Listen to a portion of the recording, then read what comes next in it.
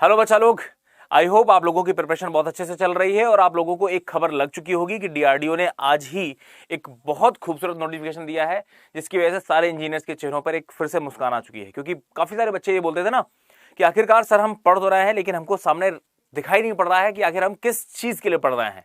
सामने नौकरियां तो है नहीं, गवर्नमेंट जॉब्स। अब वो गवर्नमेंट जॉब्स एक एक करके ना पत्ते खोल रही है गवर्नमेंट अपने। कुछ दिन पहले भी सीआईएल का नोटिफिकेशन आया, बच्चे खुश हुए। उसके बाद एचपीसीएल का, बच्चे और खुश हुए। और आज डीआरडीओ का जो नोटिफिकेशन आया है, बच्चे और भी ज्यादा खुश हो रहे हैं। लगभग 600 के आसपास वैकेंसीज आपको देखने को मिल रही हैं डीआरडीओ में। तो इस वीडियो में मैं आप लोगों से बात करने वाला हूं कि आखिर क्या क्या इंपॉर्टेंट डेट्स हैं, किन किन चीजों को आपको ध्यान रखना चाहिए, शॉर्टलिस्ट किस तरीके से किया जाएगा, सिलेक्शन का क्या प्रोसीजर होने वाला है, कौन कौन एलिजिबल है, किस किस साल का गेट स्कोर कार्ड यहां पर वैलिड होगा, इन सारी चीजों के बारे में हम लोग बात करेंगे। And we will try to keep this video as short as possible. तो कुछ इंपॉर्टेंट चीजें मैं आप लोगों को पहले ही बता देता हूं, बहुत ध्यान से देख लीजिए। कुछ इंपॉर्टेंट चीजें जो आप लोगों को पता होनी चाहिए हर बच्चे को। ये जो वैकेंसीज जिनकी हम लोग बात कर रहे हैं, 3 डिपार्टमेंट्स ने मिल करके निकाली हैं, डीआरडीओ, डीएसए एंड एडीए। ये 3 डिपार्टमेंट्स हैं, इन तीनों ने मिल करके लगभग 600 के आसपास वैकेंसीज फ्लोट की हैं। आज से इसका फॉर्म स्टार्ट हुआ है, 24 ऑफ जून से आप इसका फॉर्म भरना स्टार्ट कर सकते हैं। 15 July is going to be the last date, यानी कि आपको टोटल 21 दिनों की विंडो यहां पर दे रखी गई है। टोटल 21 डेज का विंडो दे रखा है। आप सभी लोग आखिरी दिन भर लेंगे, 20 तारीख को भर लेंगे, ऐसी कोशिश मत करिएगा, क्योंकि लास्ट में फिर कहीं पेमेंट नहीं होता है, फिर कहीं वेबसाइट हैक होने लग जाती है, वेबसाइट का सर्वर डाउन हो जाता है, सारी समस्याएं आती हैं। तो आपके पास इनफ विंडो है, आप कोशिश करिए 4, 5, 6, 8 दिन में इसको भर लीजिए। सीरियस अगर है तो भर लीजिए, नंबर 1 चीज। दूसरी बड़ी बात, रिटन एग्जामिनेशन कब होगा। इन केस अगर आपको कॉल आती है रिटन एग्जामिनेशन के लिए, तो रिटन एग्जामिनेशन कब होगा, कितने दिन बाद होगा, तो ये 16 ऑफ अक्टूबर को टेंटेटिव डेट दे रखी है। मोस्ट प्रोबेबली डीआरडीओ के, इसरो के एग्जाम्स एक बार बोल दिया तो बोल दिया, ये बार बार पोस्टपोन नहीं होते हैं, है ना, ये कोई राज्य सरकार के एग्जाम नहीं है। सो 15 जुलाई से 16 अक्टूबर फॉर्म भरने के बाद, सबमिशन करने के बाद 16 अक्टूबर को आपका एग्जाम होगा। लगभग जुलाई के बाद अगस्त, सितंबर, अक्टूबर, 3 महीने का time, almost I can say 90 days आपको टाइम मिल रहे हैं। तो हर वो बच्चा जिसने गेट का एग्जाम दिया था, गेट के स्कोर कार्ड के बेसिस पे आपको कॉल करने वाले हैं रिटर्न के लिए। आप अपनी प्रिपरेशन अगर बीच में ब्रेक कर दी थी तो उसको फिर से स्टार्ट करिए। 3 महीने का टाइम है आपके पास डीआरडीओ में साइंटिस्ट बी बनने के लिए। क्लियर है। कुछ चीजें और आपको बता देता हूं जल्दी से। मेनली मेजर जो 3 ब्रांचेस हैं, mechanical, electronics and computer science, ये 3 मेन ब्रांचेस के लिए इनका सिलेक्शन प्रोसेस अलग है। और अदर कुछ और ब्रांचेस हैं, 14 ब्रांचेस, और उनके लिए इनका सिलेक्शन प्रोसेस अलग है। मेन जो 3 ब्रांचेस, मैकेनिकल, इलेक्ट्रॉनिक्स, सीएस, हम लोग मेजरली मैकेनिकल के बारे में फोकस करेंगे यहां पर। मैकेनिकल, इलेक्ट्रॉनिक्स, सीएस में यहां पर ये गेट स्कोर के बेसिस पे आपको रिटन के लिए शॉर्टलिस्ट करेंगे। ठीक है, गेट स्कोर का रोल सिर्फ शॉर्टलिस्टिंग तक ही है, उसके बाद नहीं। अगर आपको कॉल आ गई तो फिर आपको रिटन एग्जामिनेशन देना है। रिटन में बहुत अच्छा परफॉर्म करिए, क्योंकि सबसे ज्यादा वेटेज इसी का होने वाला है। And then you will be called for personal interview. कुछ और ब्रांचेस हैं जिसके बारे में मैं आपको डिटेल में अभी थोड़ी देर में बताऊंगा। उन ब्रांचेस में गेट स्कोर के बेसिस पे आपको डायरेक्टली पर्सनल इंटरव्यू के लिए कॉल आएगी, यानी यहां पर रिटन टेस्ट नहीं होगा। तो कौन कौन सी हैं वो ब्रांचेस, उसके बारे में देखते हैं। पहले एक चीज आप ये समझ लो कि रिटन टेस्ट के लिए कॉल करने का जो इन लोगों ने रेशियो रखा है, कितने कैंडिडेट्स को बुलाएंगे रिटन टेस्ट में, दैट इज 1:25। 1:25 के रेशियो में आपको बुलाने वाले हैं। यानी कि अगर मैं मैकेनिकल की बात करूं, जहां पर लगभग 132-135 के आसपास वैकेंसीज हैं, तो 25 टाइम्स कैंडिडेट्स को ये रिटन के लिए कॉल करने वाले हैं। अच्छा, लगभग 135 वैकेंसीज के लिए 25 टाइम्स जब आप करेंगे तो आपको दिख जाएगा कि लगभग गेट स्कोर के बेसिस पर 4000 रैंक जिनकी भी है, इस रैंक तक के बच्चों को रिटन के लिए कॉल आ सकती है। आप मेंटली इस चीज के लिए रेडी रहिएगा। क्लियर है। 4000, ये मैं बहुत सेफर साइड में खड़े होकर के बोल रहा हूं। क्यों? क्योंकि कुछ बच्चे, ऐसा तो है नहीं कि गेट ऑल इंडिया रैंक 1 से लेकर के 4000 सारे ही अप्लाई करने वाले हैं। हो सकता है ऑल इंडिया रैंक 1 कोई पीएसयू में चला गया हो, कुछ और बच्चे किसी पीएसयू में ऑलरेडी जॉब ले चुके हैं, उनको डीआरडीओ नहीं आना। कुछ बच्चे आईआईटीज में, आईएससीज में जॉब, है ना, एमटेक के लिए एनरोल कर चुके हैं, जिनको डेडिकेटेड मास्टर्स ही करना है। तो अगर टॉप के कुछ बच्चे, स्टार्टिंग के मान लो 1000 बच्चे अगर डीआरडीओ में अप्लाई ही नहीं करते, तो फिर जिसको मैं 4000 बोल रहा हूं, ये चीज थोड़ा सा खिसक के और आगे आ जाएगी। मतलब 4000 से फिर ये और है ना 5000 5500 इस रैंक तक के बच्चों को भी कॉल आ सकती है। तो जस्ट बी मेंटली रेडी। अगर आपका गेट रैंक 4000 5000 6000 तक भी है तो आप मेंटली रेडी रहिए, आपको कॉल आ सकती है। नंबर 1 चीज। दूसरी बड़ी बात, एक बारी कॉल आ गई, रिटन टेस्ट दिया आपने, रिटन टेस्ट में अच्छा परफॉर्म करिए। नंबर ऑफ कैंडिडेट्स जो रिटन क्वालिफाई कराए जाएंगे, जो शॉर्टलिस्ट किए जाएंगे इंटरव्यू के लिए, वो रेशियो मेंटेन करना है 1:5 के रेशियो में इनको। यानी कि लगभग मैकेनिकल में 600 कैंडिडेट्स के आसपास ये बुलाएंगे जिनका ये इंटरव्यू लेने वाले हैं। एक और बड़ी चीज, एलिजिबिलिटी बहुत ध्यान से चेक कर लीजिएगा। इनकी सबसे बड़ी एक कंडीशन है कि फर्स्ट क्लास आपको अपनी ग्रेजुएशन डिग्री में फर्स्ट क्लास होना ही चाहिए। फर्स्ट क्लास से क्या मतलब है, अगर आपके यहां कॉलेज में यूनिवर्सिटी में परसेंटेज में बातें होती हैं तो 60% होना चाहिए, और अगर सीजीपीए के टर्म से बातें होती हैं तो 6.75 सीजीपीए आपका होना चाहिए, otherwise you are not eligible at all. Clear है बेटा? Which years GATE score is valid, इन्होंने बोला है कि वैलिड गेट स्कोर आपके पास होना चाहिए। But what is the meaning of valid GATE score? इन्होंने ये नहीं बोला है गेट 2022 का स्कोर कार्ड होना चाहिए, इन्होंने बोला है वैलिड गेट स्कोर होना चाहिए।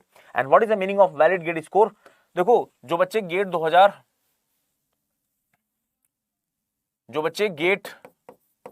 2022 का एग्जाम दिए हैं ये तो अप्लाई कर ही सकते हैं, लेकिन कुछ बच्चे जो इससे पहले गेट 2021 का एग्जाम दे चुके हैं, अब गेट 2021 का जो जिन्होंने भी पेपर दिया था, this score card is valid for 2 year. तो ये अपने साल में तो वैलिड थे ही, ये बच्चे भी इस साल वैलिड हैं, ये भी अप्लाई कर सकते हैं। और 2020 तक जो गेट का स्कोर कार्ड होता था वो 3 साल के लिए वैलिड था। तो गेट 2020 के बच्चे इस साल तो वैलिड थे ही, 2021 में और 2022 में भी वैलिड थे। तो 2020 के बच्चे भी अगर चाहें तो ये अप्लाई कर सकते हैं। समझ में आ रही है बात? वैलिड स्कोर कार्ड का मतलब क्या है? 2022, 2021 और 2020 ये तीनों गेट अगर आपने दिए हैं, कोई बच्चा जिसने 2020 भी दिया है वो भी यहां पर अप्लाई कर सकता है। क्लियर है? चलो अब मैं थोड़ा सा कुछ डिटेल में आपको ले चलता हूं। ये तो थी क्विक इन्फॉर्मेशन, आपको सिर्फ इतनी ही इन्फॉर्मेशन चाहिए तो you can stop here. But अगर आप चाहते हो और डिटेल में कि सर आखिर क्या क्या सिलेक्शन प्रोसेस होगा, कौन सी जॉब मिलने वाली है, क्या सैलरी मिलने वाली है, पेपर कितना होता है, कितनी देर का होता है, क्या पूछते हैं, क्या सिलेबस है, so let me just take you through the detailed advertisement of DRDO। As you can see, मैंने कुछ पूरा नोटिफिकेशन है, मैंने कुछ चीजें यहां पर हाईलाइट कर रखी हैं जो इंपॉर्टेंट चीजें थी जो आप लोगों के लिए काम की हैं। अदरवाइज बाकी सारी चीजों को मैं स्किप कर रहा हूं। आप चाहें तो ये नोटिफिकेशन वेबसाइट से डाउनलोड कर सकते हैं और इसको आप आराम से घर में बैठ के पढ़ भी सकते हैं। बहुत ध्यान से, तीनों डिपार्टमेंट्स ने मिलकर के वैकेंसीज निकाली हैं। As you can see, DRDO ने 579 वैकेंसीज, DST ने 8 वैकेंसीज और ADA ने 43 वैकेंसीज। तो ये लगभग है ना 600 से ऊपर कुछ वैकेंसीज हो रही हैं। कौन कौन एलिजिबल है? जिस बच्चे का बीटेक कंप्लीट हो चुका है, जो पेपर दे चुके हैं, रिजल्ट आ चुका है, बीटेक कर चुके हैं, ड्रॉपर है ना, वो लोग इस फॉर्म को भर सकते हैं। या फिर जो अभी 4th ईयर में हैं, जिनका एग्जाम हो गया है या जस्ट होने वाला है, लेकिन उनका रिजल्ट एक्सपेक्टेड है क्लोजिंग डेट से पहले, मतलब 15 जुलाई को फॉर्म की लास्ट डेट है। 15 जुलाई से पहले अगर आपका रिजल्ट आने वाला है, रिजल्ट का मतलब डिग्री नहीं, अगर प्रोविजनल भी आने वाला है तो आप इसके लिए अप्लाई कर सकते हैं बेटा। क्लियर है बात? नाउ जो पोस्ट आपको ऑफर की जा रही है that is going to be scientist B का पोस्ट है, एंड लेवल 10 पे you are going to be posted. In hand salary जो आपको मिलेगी विद ऑल द अलाउंसेस, सारी चीजें मिला करके आपको जो इनहैंड सैलरी मिल रही है ज्वाइनिंग के टाइम से ही, दैट इज 88,000 रुपीज पर मंथ। ये कोई कम सैलरी नहीं है, स्टार्ट करने के लिए एक बहुत बड़ा अमाउंट है बेटा। और खास करके ऐसे बच्चों के लिए जो ये चाहते थे कि मैं इंजीनियरिंग कर रहा हूं और इंजीनियरिंग की फील्ड में ही, टेक्निकल फील्ड में ही कुछ बड़ा करना चाहता हूं, तो आपके लिए हिंदुस्तान में 2-4 गिनी चुनी ही जगहें हैं जहां पर आप फुल लिबर्टी के साथ टेक्नोलॉजी को पूरी तरीके से एंजॉय कर सकते हो, टेक्नोलॉजी के लिए पूरा जीवन अच्छे तरीके से डिवोट कर सकते हो। आपके लिए DRDO, ISRO, Bhabha atomic research centre, NPCIL, कुछ यही जॉब्स हैं, सिर्फ यही जॉब्स हैं जहां पर money is not a constraint. आपको जितना फंड चाहिए आप फंड लीजिए, लेकिन आप जो करना चाहते हैं कर लीजिए, you are free to do that. Clear है? एक्सपेरिमेंट्स में आपका कितना भी पैसा जा रहा है, फेल होने के बाद nobody is going to ask you कि ये फेल क्यों हो गया। प्राइवेट इंडस्ट्रीज में ये चीज करने को आपको नहीं मिलेगी। ठीक है? This is a good very handsome payment बेटा, स्टार्टिंग के लिए बहुत अच्छी चीज है। और जो साइंटिस्ट बी पे आपकी पोस्टिंग हो रही है, ये तरीका है इनका। साइंटिस्ट बी सबसे लोअर ग्रेड, एंट्री वाली ग्रेड को ये लोग बोलते हैं साइंटिस्ट बी। फिर धीरे धीरे आपकी प्रमोशन होती है बेस्ड अपॉन योर परफॉर्मेंस, है ना, based upon your experience. Scientist B से आप साइंटिस्ट सी जाते हो, डी जाते हो, ई एफ जी, इस तरीके से आपकी प्रमोशन होती है बेटा। ठीक है, अच्छा थोड़ा सा और आगे बढ़ते हैं, क्या चीजें यहां पर लिखी हुई हैं।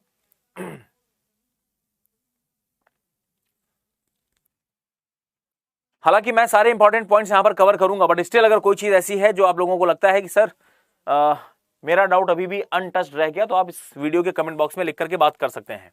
क्लियर है? अच्छा,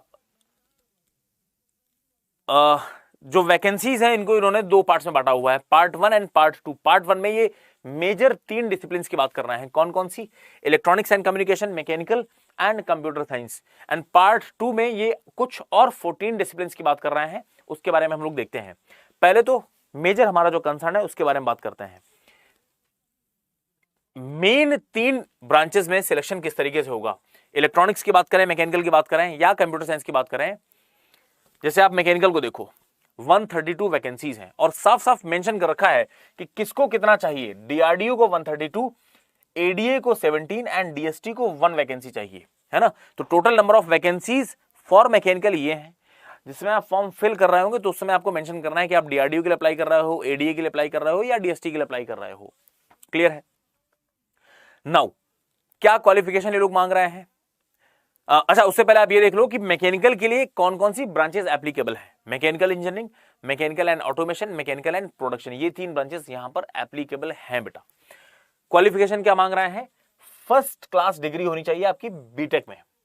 फर्स्ट क्लास का क्या मतलब है मैं आपको ऑलरेडी बता चुका हूं। या तो आप 60% हो, अगर आप सीजीपीए की बात कर रहे हैं तो 6.75 सीजीपीए होना चाहिए। क्लियर है सारे बच्चों को? ये तो होना ही चाहिए, मिनिमम रिक्वायरमेंट है। इसके साथ में कुछ एडिशनल चीज, वन ऑफ द फॉलोइंग, कोई आउट ऑफ दीज 2, इसमें से कोई एक चीज आपके पास एडिशनल डिग्री होनी चाहिए, एडिशनल चीज होनी चाहिए, एडिशनल क्वालिफिकेशन होनी चाहिए। क्या? पहला, या तो आपने गेट क्वालिफाई किया हो, गेट का पेपर देना मस्ट है आप लोगों के लिए। और गेट क्यों इंपॉर्टेंट है अब आपको समझ में आ रहा है ना, कि डीआरडीओ में ये अपना अलग से रिटर्न लेने वाले हैं, लेकिन गेट को स्क्रीनिंग के लिए यूज कर रहे हैं। तो valid GATE score in mechanical engineering आपके पास होना ही चाहिए, चाहे वो 2020 का हो, 21 का हो या 22 का हो। क्लियर है बेटा?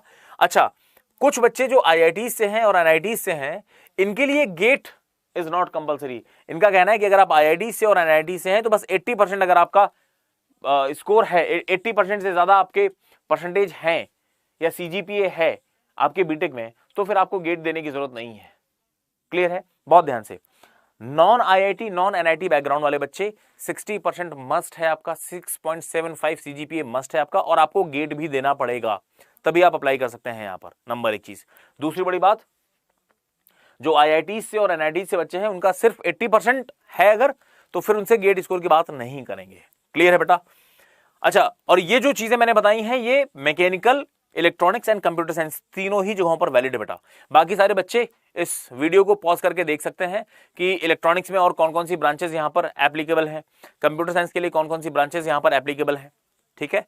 जैसे कंप्यूटर साइंस में आईटी वाले बच्चे भी फॉर्म भर सकते हैं। नाउ अब बात करते हैं अदर 14 ब्रांचेस की। अच्छा, एक चीज और ध्यान रहे, ये जो मेन 3 ब्रांचेस हैं यहां पर सिलेक्शन का तरीका क्या है? यहां पर इन्होंने गेट के स्कोर के बेसिस पे आपको सिर्फ शॉर्टलिस्ट किया है।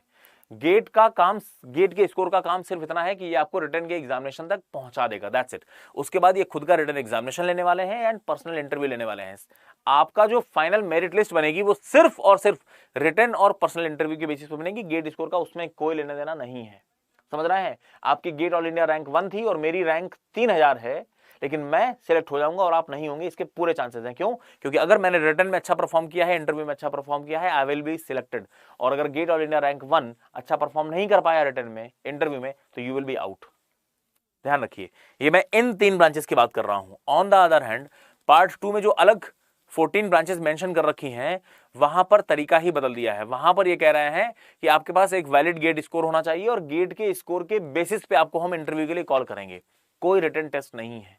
यहां पर GATE score is going to play a major role बेटा। क्लियर है? अच्छा, कौन कौन सी ये जो 14 ब्रांचेस हैं, कौन कौन सी ब्रांचेस को यहां पर रखा है? Electrical engineering, material science, physics, chemistry, chemical engineering, aeronautical, mathematics और हर जगह पर लिखा हुआ है कि एरोनॉटिकल में कहां पर, डीआरडीओ में एरोनॉटिकल से कितनी वैकेंसीज हैं 22, एडीए में कितनी वैकेंसीज हैं 7। क्लियर है?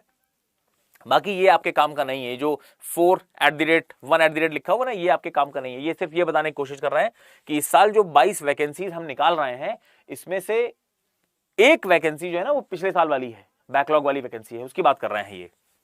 ठीक है ना?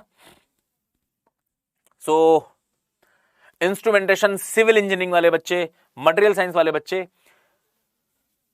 आप सभी लोगों को, इन सभी लोगों को गेट स्कोर होना चाहिए एंड इंटरव्यू के लिए you are going to get direct call बेटा। क्लियर है? चलो, अच्छा, यहां पर इन्होंने आईआईटी और एनआईटी वाली चीज मेंशन नहीं कर रखी है, यानी कि अगर कोई बच्चा किसी आईआईटी से मटेरियल साइंस से बीटेक करके आया है तो यहां पर आपको गेट देना जरूरी है, क्योंकि यहां पर गेट ही रिटन टेस्ट का काम करेगा। ध्यान रखिए ये बात। क्लियर है ना? चलो, तो ये तो थी 14 ब्रांचेस जिनके बारे में हम लोग बात कर रहे थे। कुछ और चीजें जो आपके काम की हैं ऑलरेडी मैं बता चुका हूं, 60% मार्क्स या फिर 6.75 सीजीपीए होना चाहिए। अच्छा, जो फिजिकली हैंडीकैप्ड कैंडिडेट है वो एक बात ध्यान से सुन लें, आप चाहे पार्ट 1 वाली कैटेगरी में बिलोंग करते हो जहां पर मैकेनिकल, इलेक्ट्रॉनिक्स और कंप्यूटर साइंस है, जहां पर रिटन टेस्ट कंपलसरी है, या फिर आप अलग 14 ब्रांचेस में बिलोंग करते हो, डजंट मैटर आप किस ब्रांच से हैं, आपको रिटन टेस्ट नहीं देना पड़ेगा। फिजिकली हैंडीकैप्ड जो कैटेगरी है, इनका selection will be done only through GATE score card, not through written examination. आपको रिटन देने की जरूरत नहीं है बेटा। क्लियर है? इन्होंने यहां पर एकेडमिक रिक्वायरमेंट्स में कुछ चीजें मेंशन की हैं, बहुत ध्यान से समझ लीजिए। पार्ट 1, पार्ट 2 क्या है? पार्ट 1 का मतलब मैकेनिकल, इलेक्ट्रॉनिक्स और कंप्यूटर साइंस की बातें हो रही, पार्ट 2 का मतलब अदर 14 ब्रांचेस की बातें हो रही हैं। पार्ट 1 में कैटेगरी 1 ये उन बच्चों को बोल रहे हैं जो नॉन आईआईटी, नॉन एनआईटी वाले बच्चे हैं। इनको क्या क्या एकेडमिक रिक्वायरमेंट्स हैं? फर्स्ट क्लास डिग्री होनी चाहिए और गेट स्कोर इनके पास होना ही चाहिए। On the other hand category 2 जो आईआईटी के और एनआईटी के बच्चे हैं, इनके पास गेट स्कोर की जरूरत नहीं है। आपका सिर्फ 80% से ज्यादा अगर नंबर हैं, अगर 80% से ज्यादा नंबर हैं तो आप कैटेगरी 2 में फॉल कर रहे हैं और आपको डायरेक्टली कॉल आ जाएगा रिटन टेस्ट के लिए। अब कोई एनआईटी का बच्चा है जिसकी 80% नहीं है तो वो क्या करेगा? अब अगर आपके पास 80% नहीं है, आप एनआईटी से हैं, तो फिर आप कैटेगरी 1 से अपने आप को काउंट करिए। फिर आप ये चेक करिए कि आपके नंबर तो 70% है, एनआईटी से हैं लेकिन 70% नंबर है और आपने गेट दिया हो, तब आप एलिजिबल हो इसके लिए। आईआईटी और एनआईटी के बच्चे अगर फायदा लेना चाहते हैं आईआईटी और एनआईटी में होने का, तो फिर 80% से ज्यादा अगर आपके नंबर है तो आपको डायरेक्टली रिटर्न के लिए कॉल आएगी। आई होप ये बात आपको समझ में आ रही है। एज आप लोग देख सकते हैं अपने हिसाब से, डीआरडीओ, डीएसटी और एडीए तीनों डिपार्टमेंट्स की अलग अलग रिक्वायरमेंट्स है बेटा। डीआरडीओ की अगर बात करें तो अनरिजर्व कैटेगरी में 28 ईयर्स मैक्सिमम लिमिट है, अपर एज लिमिट। डीएसटी में थोड़ी सी ज्यादा है 35 ईयर्स एंड एडीए में दिस इज 30 ईयर्स। और ओबीसी, एससी, एसटी को है ना गवर्नमेंट के नॉर्म्स के अकॉर्डिंगली कुछ रिलैक्सेशन दिया हुआ है ना। ओबीसी को 3 साल का और एससी एसटी को 5 साल का age compare to general. Clear है बेटा? नाउ अप्लाई करने के लिए वेबसाइट आपको दे रखी है rec.gov.in, यहां से आप रजिस्टर कर सकते हैं ऑनलाइन। डिटेल बहुत अच्छे से पढ़ लीजिएगा कि आपको अप्लाई करते समय किन किन चीजों का ध्यान रखना है, कौन कौन सी चीजें आपको अपने पास रखनी है, अपलोड करने हैं, कौन कौन से फॉर्म या डॉक्यूमेंट्स, उस चीज का ध्यान रखिएगा। स्कोर कार्ड भरने में अगर आपसे गलती हुई तो ये आप लोगों के लिए एक बहुत बड़ा ड्रॉबैक हो सकता है। क्यों? क्योंकि आपको जो कॉल आने वाली है रिटन टेस्ट के लिए वो आपके गेट स्कोर के बेसिस पे ही आने वाली है। क्लियर है?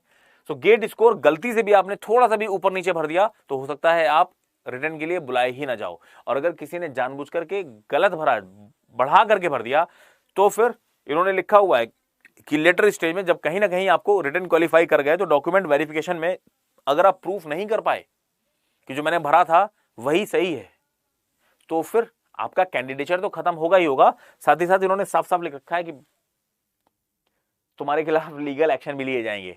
तो इस तरीके की हरकतों से बचिए बेटा, है ना। और यूपीएससी में अगर ऐसा कर देंगे तब तो वो आपको यूपीएससी के एग्जामिनेशन से बाहर कर देते हैं कि आज के बाद जिंदगी में तुम कभी दोबारा यूपीएससी की तरफ पलट के देखना भी नहीं। क्लियर बेटा? सो ये हो गई इंफॉर्मेशन। फोटो वोटो का साइज वाइज सब इन्होंने ऑलरेडी यहाँ लिखा हुआ है, 30 KB है ना, 110 140 पिक्सल। ये चीजें आप लोग माइनर डिटेल्स एक बार खुद से पढ़ लीजिएगा। मैं आपको सिर्फ इंपॉर्टेंट चीजें बता देता हूं।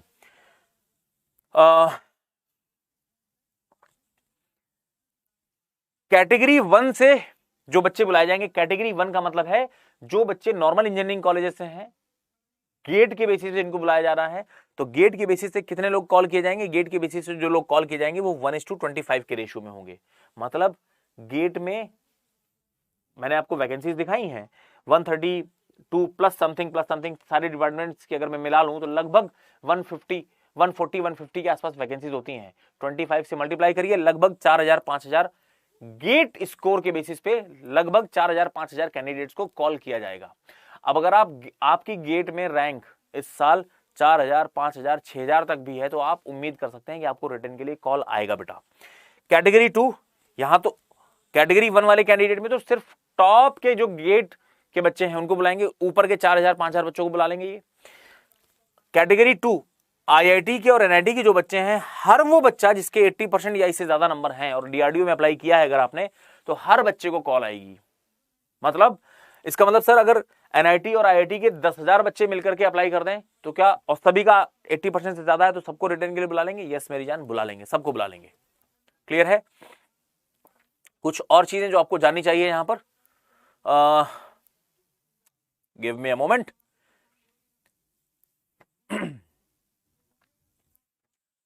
रिटर्न में जो भी कैंडिडेट शॉर्टलिस्ट होंगे उनको फर्दर इंटरव्यू के लिए बुलाया जाएगा, और इंटरव्यू के लिए कितने कैंडिडेट्स को बुला रहे हैं वो 1:5 के रेशियो में, जो भी वैकेंसीज हैं उसके 5 गुना कैंडिडेट्स को बुला रहे हैं। तो आप ये तो समझ ही गए होंगे कि जो मेजर फाइट है वो रिटर्न टेस्ट में होने वाली है बेटा, मेजर फाइट। क्लियर है?